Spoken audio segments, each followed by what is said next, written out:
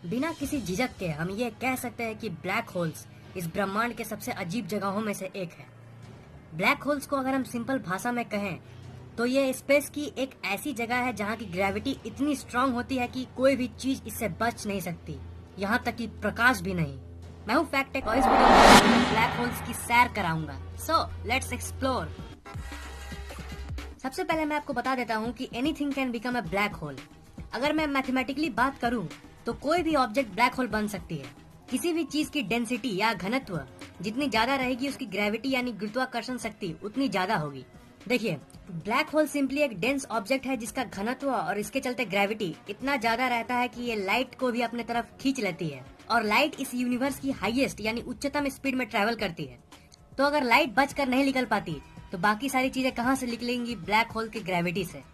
पर किसी भी पदार्थ को ब्लैक होल बनाना तभी पॉसिबल है अगर हम किसी भी ऑब्जेक्ट को बहुत ही ज्यादा कॉम्प्रेस कर दें। अगर आप माउंट एवरेस्ट को कॉम्प्रेस करके 1 नैनोमीटर से कम साइज में कर दो तब वो ब्लैक होल बन जाएगी। अगर आप धरती को कॉम्प्रेस करके एक मटर के दाने जितने कर दें तो धरती भी ब्लैक होल बन जा सकती है। वैसे भी हमें ऐसी टेक्नोलॉजी को निकालने की जरूरत भी नहीं है। Formation of A black hole, ऐसे बहुत सारे स्टार्स है जिनका साइज धरती से लाखों अरबों गुना ज्यादा होता है। तो जाहिर सी बात है अगर उस स्टार को हम लोग इतना छोटा कर दे कि वो धरती के साइज में आ जाए तो वो एक ब्लैक होल बन सकती है। पर अच्छी बात यह है कि हमें ऐसा करने की जरूरत नहीं है क्योंकि ये ब्रह्मांड में ऑलरेडी होता है। जब कोई तारे की डेथ होती है जिसे हम सुपरनोवा कहते हैं तब वो अपने अंदर ही कोलैप्स करने लगती है और उसका घनत्व बढ़ने लगता है। घटते घटते उसका साइज इतना छोटा हो जाता है और उसका घनत्व और ग्रेविटी इतना ज्यादा बढ़ जाता है कि लाइट भी अब उससे बच नहीं सकता। वो छोटा पॉइंट जहाँ पे वो स्टार घटकर ब्लैक होल में कन्वर्ट हो जाता है उसे हम सिंगुलैरिटी कहते हैं। मैं श्योर हूँ कि आपने सिंगुलैरिटी के बारे में पहले जरूर सुना होगा। इवेंट होराइजन, ब्लैक होल का वो बाउंड्री जहाँ से लाइट स्केप नहीं कर सकता उसे हम इवेंट होराइजन कहते हैं। मतलब इवेंट होराइजन से पहले लाइट बच के जा सकती है पर उसके आगे नो चांस। ब्लैक होल्स को हम ब्लैक होल्स क्यों कहते हैं? क्या आपको पता है कि ब्लैक होल्स को ब्लैक होल्स क्यों कहा जाता है? ब्लैक होल से लाइट स्केप नहीं कर सकती है, इसका मतलब ये नहीं है कि ब्लैक होल्स में लाइट नहीं होती है, पर वो जो लाइट है वो आपकी आंखों तक नहीं पहुंच पाती क्योंकि ब्लैक होल से लाइट बचकर नहीं जा सकती है।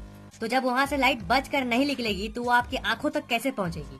इसलिए हमें ब्लैक दिखती है। Black holes effect time, black holes time को भी इफेक्ट करती है। ब्लैक होल्स का घनत्व इतना ज्यादा होता है कि ये स्पेस टाइम को डिस्टॉर्ट कर देती है। जो ऑब्जेक्ट ब्लैक होल के सामने होता है वो ऑब्जेक्ट टाइम को धीरे अनुभव करता है। मतलब कि ब्लैक होल्स की सामने की टाइम बाकी जगहों के हिसाब से धीरे चलती है। मान लीजिए आप एक स्पेसशिप में बैठे जो ब्लैक होल की चक्कर लगा रही है। मान लेते हैं कि इवेंट होराइजन से दूर वो एक सेफ जगह पे चक्कर लगा रही है। उस समय स्पेसशिप के अंदर की टाइम बाहर के मुकाबले स्लो हो जाएगी और आप टाइम ट्रेवल कर पाओगे। अगर आप एक ब्लैक होल के अंदर गिर जाओगे तो क्या होगा? क्या आप जानना चाहते हैं कि अगर आप ब्लैक होल के अंदर गिरोगे तो क्या होगा? क्या सिंपली आप उसके अंदर चल जाओगे? नहीं, ऐसा नहीं होगा। असल में आपका शरीर एक रबर की तरह स्ट्रेच होगा जब आप उसके अंदर जाओगे। मैं आपको बताता हूँ ऐसा क्यों। मान लीजिए कि आप ब्लैक होल के अंदर जब गिर रहे हो तब आपका पैर ब्लैक होल की तरफ है। आपका बॉडी का वो पार्ट जो ब्लैक होल के करीब है, मतलब कि आपका पैर, वो ज्यादा गुरुत्वाकर्षण बल को अनुभव करेगा उसके मुकाबले जो पार्ट ब्लैक होल से दूर है, मतलब कि आपका सर। इसीलिए आपका बॉडी एक रबर की तरह खींच जाएगा। आपके बॉडी के सारे मॉलिक्यूल्स बिखर जाएंगे और फाइनली आपकी डेथ हो जाएगी। पर डरिए मत, ऐसा कभी होगा नहीं क्योंकि जो नियरेस्ट ब्लैक होल है वो हजारों प्रकाश वर्ष दूर है इस सौर मंडल से। तो ये क्वेश्चन आता है कि धरती से सबसे नियरेस्ट ब्लैक होल कौन सा है? और एक क्वेश्चन आता है कि क्या ब्लैक होल्स धरती को निगल सकती है?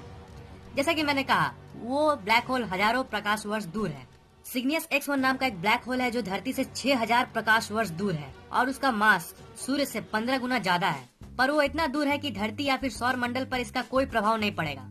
आपको डरने की कोई जरूरत नहीं है। लाइक कर दो अगर ये वीडियो पसंद आया तो, कमेंट और शेयर करना मत भूलना। और अगर आपने अभी तक फैक्ट टेक को सब्सक्राइब नहीं किया तो सब्सक्राइब भी कर लीजिए क्योंकि मैं हर 2 दिन में ऐसे इंटरेस्टिंग वीडियोस अपलोड करता रहता हूँ। Thank you very much for watching. मिलता हूँ अगले वीडियो में।